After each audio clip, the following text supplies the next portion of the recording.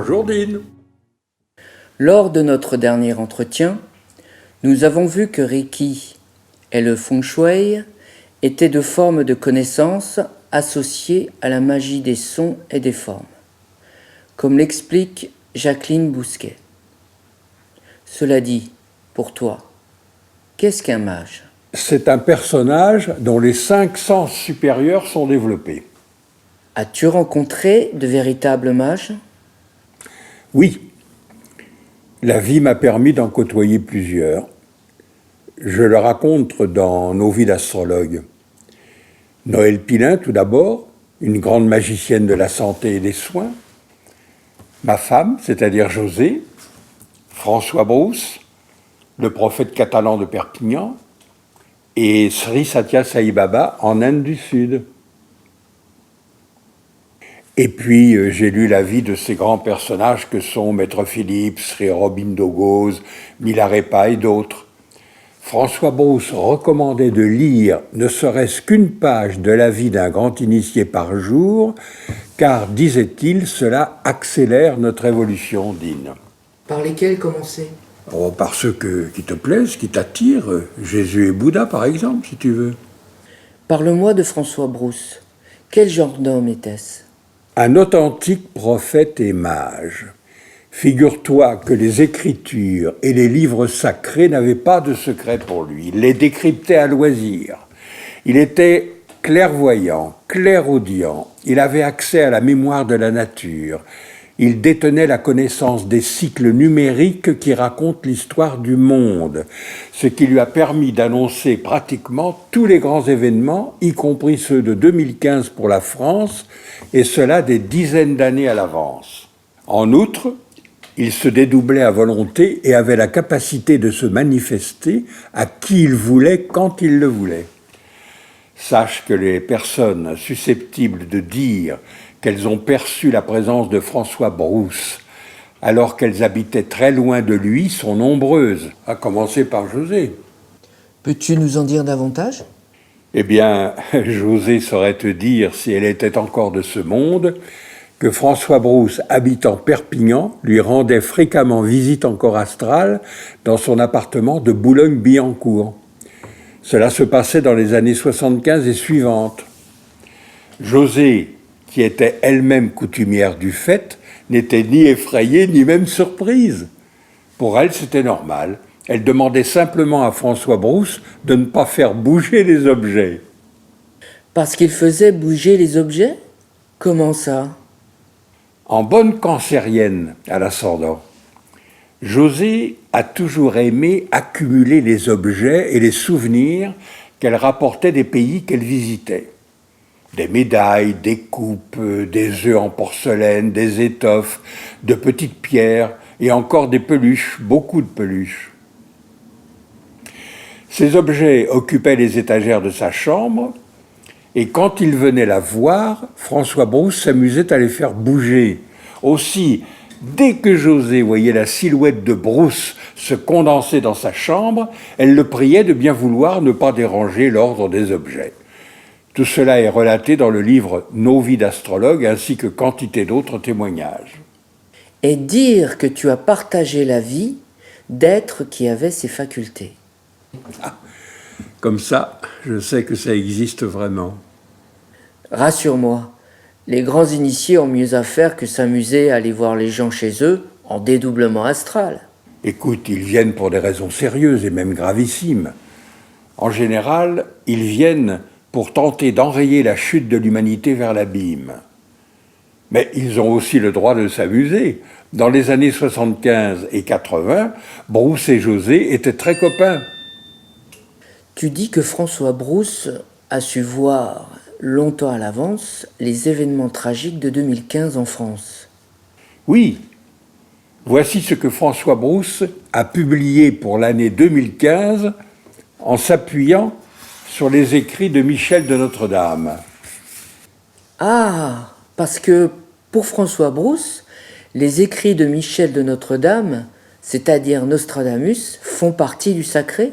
Oui, Brousse a su démontrer par A plus B que Michel de Notre-Dame était un immense prophète visionnaire, je crois qu'il était le seul à pénétrer aussi profondément la pensée de Michel de Notre-Dame. La pensée de Nostradamus est dénaturée une fois sur deux par ses divers commentateurs. Cela exaspérait François Brousse, qui a consacré beaucoup de temps à signaler leurs erreurs et leurs contresens. C'est en grande partie pour lui permettre de s'exprimer que nous avons créé, José et moi, la revue Sources et Flammes. D'accord. Alors, 2015. Dans le numéro 6 du mois d'avril 1981, page 39, François Brousse écrit «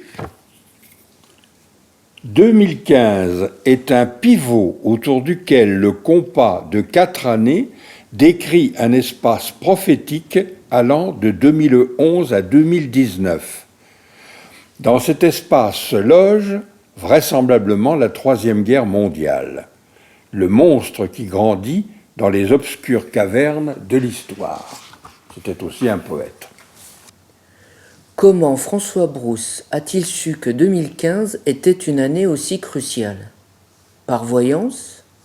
Tout d'abord, François Brousse a découvert que la France était toujours jetée dans la guerre 300 ans après le décès des rois de France capétiens, avec un battement de 4 ans avant ou après la date exacte. Ça, par exemple. Alors prenons la guerre de 1870 pour voir. D'accord. 1870 moins 300 ans égale 1570. Un roi de France capétien est-il décédé entre 1566 et 1574 ? Oui, Charles IX, en 1574. Je le sais car je viens de faire répéter sa leçon d'histoire à ma fille. 1914 moins 300 ans égale 1614. Henri IV décède en 1610. C'est complètement fou. Et 39-45 ? Ne cherche pas, c'est Louis XIII, décédé en 1643. 1643 plus 300 ans égale 1943. C'est quand même fabuleux d'avoir trouvé ça. Quel roi de France est associé à l'entrée en guerre de la France en 2015 ? François Brousse a-t-il parlé des extrémistes musulmans ? Et comment ? Je cite le nouveau Saladin, numéro 6, toujours de Sources et Flammes, page 32.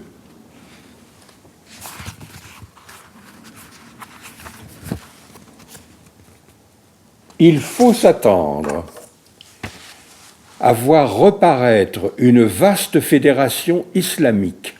Un nouveau Saladin groupera à l'ombre de son sabre des millions de cœurs embrasés d'une foi colossale. François Brousse est-il inspiré d'un quatrain de Michel de Notre-Dame ? Mais oui, voici le quatrain en question publié dans Sources et Flammes numéro 8, page 40.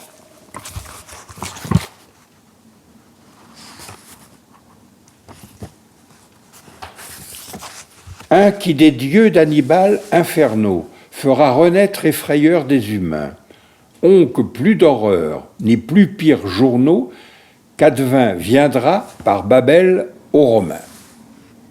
Interprétation de François Brousse.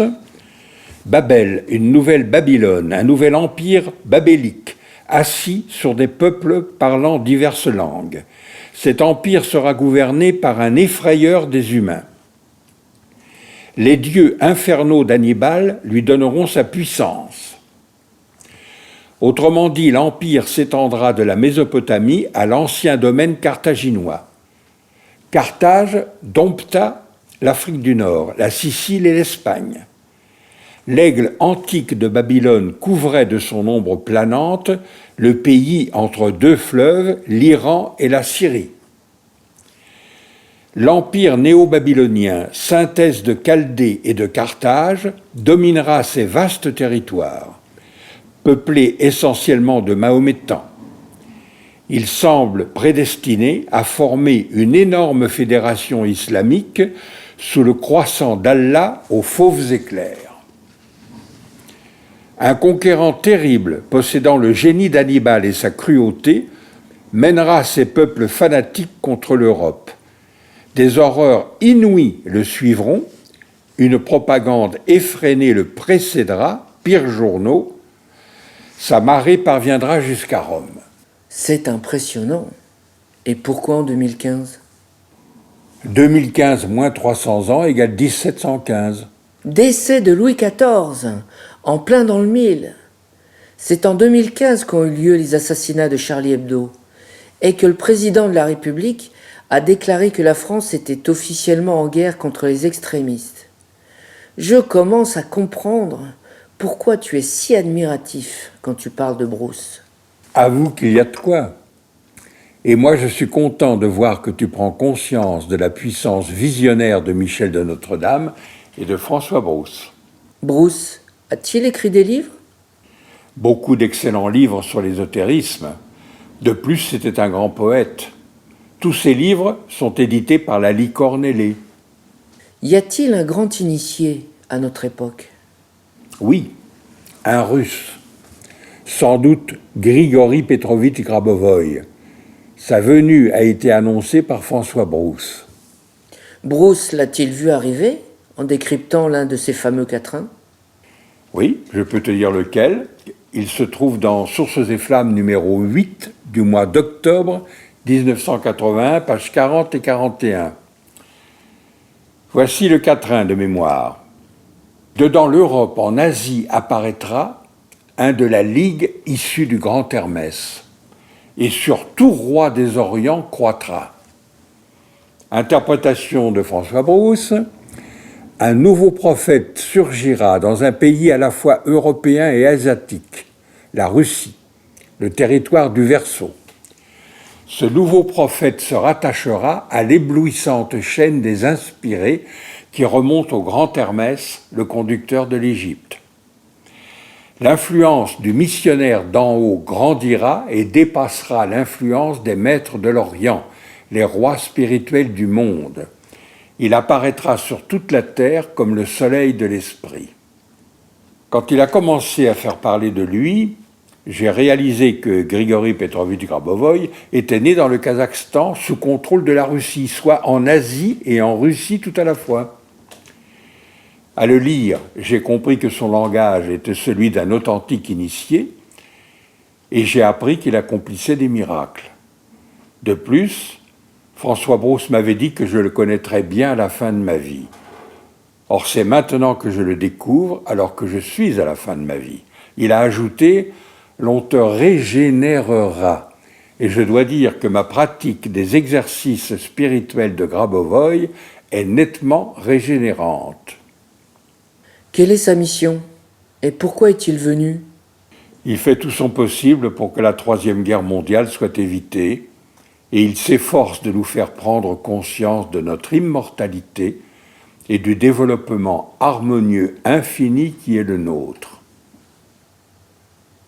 J'imagine qu'il a écrit des livres. Certes, mon préféré est « La résurrection et la vie éternelle sont désormais notre réalité ». Beau programme. Affaire à suivre, mon cher Dean, nous avons l'éternité devant nous.